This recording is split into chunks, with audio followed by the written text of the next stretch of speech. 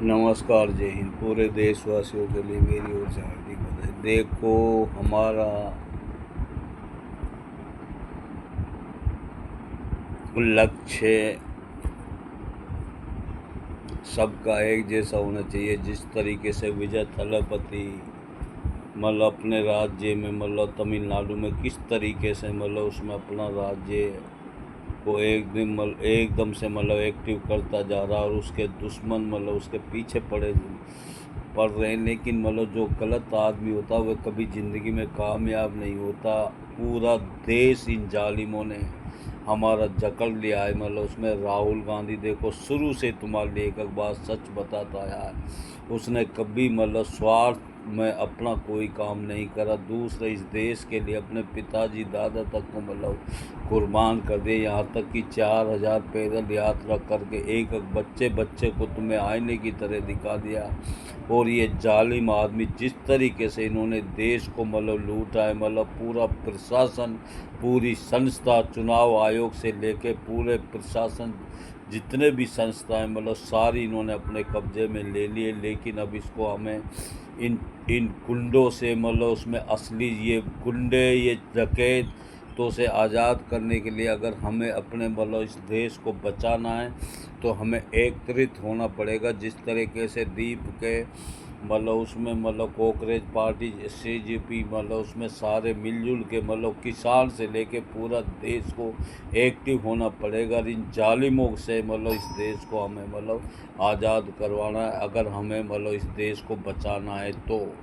और इसमें कोई राजनीतिक नहीं खेलेगा। इसमें कोई भी चीज़ है, जैसे पहले भगत सिंह, सरदार वल्लभ भाई पटेल, सब भगत सिंह, महात्मा गांधी, अफसर असफुल्ला खान, जिस तरीके से पहले क्रांति किस तरीके से इस देश को उसमें आज़ाद करवाने के लिए वो अंग्रेज़ों से, बदतमीज़ों से सन 1947 में जब आज़ाद हुआ था तो हमारा देश उसमें जब तो कुछ भी इतना वह था, उसमें अंग्रेज़ तो कुछ भी नहीं थे। ये उससे 70-100 गुना ज़्यादा ये जालिम राक्षस है। ये असली आज़ाद अब हो गए इन राक्षसों से। इतने इनको जेल में डालकर पूरे इनकी संस्थाओं पे कब्जा करिए। जितने भी इनके ऑफिसर हो, जितने भी ऑफिसों से लेके और जो अच्छे प्रकार के जो ऑफिसर है, अगर तुम्हें अभी भी शर्म हो तो थोड़ी भी बहुत तुम उसमें जनता के सामने लगिए, जो आंदोलन कर रहा उनके साथ दीजिए।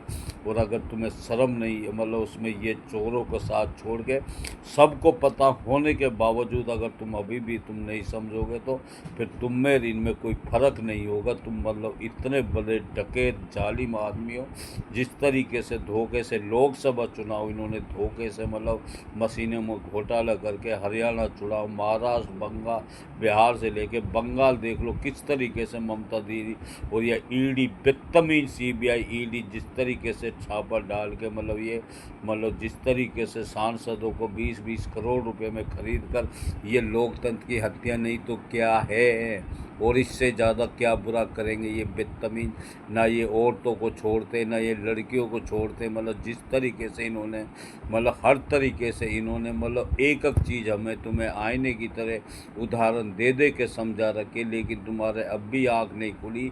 तो इस देशवासी हर आदमी उसमें बड़ों से लेके, छोटों से लेके, बच्चों से लेके, जवानों से लेके, औरतों से लेके, जिस तरीके से इन जालिमों ने गरीबों का आशियाना छीना, ज़बरदस्ती करके उनको ना कोई मुआवजा दिया, ना उनको प्लाट बना के देना चाहिए उसमें।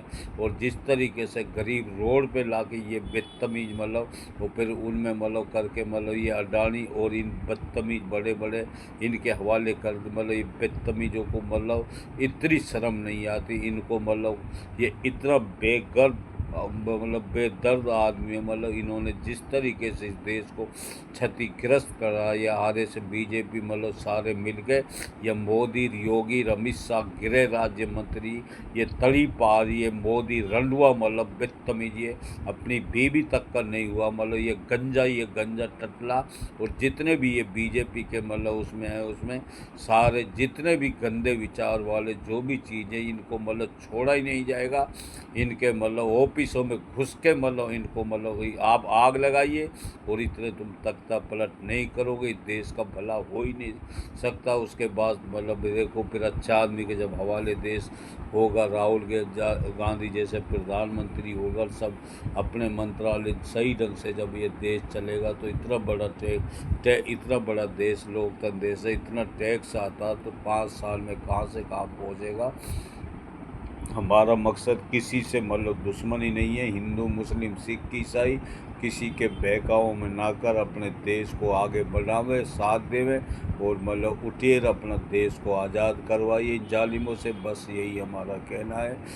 बस समझदार आदमी को इशारा ही काफ़ी है, कम बोलने को ज़्यादा समझना। नमस्कार, जय हिंद।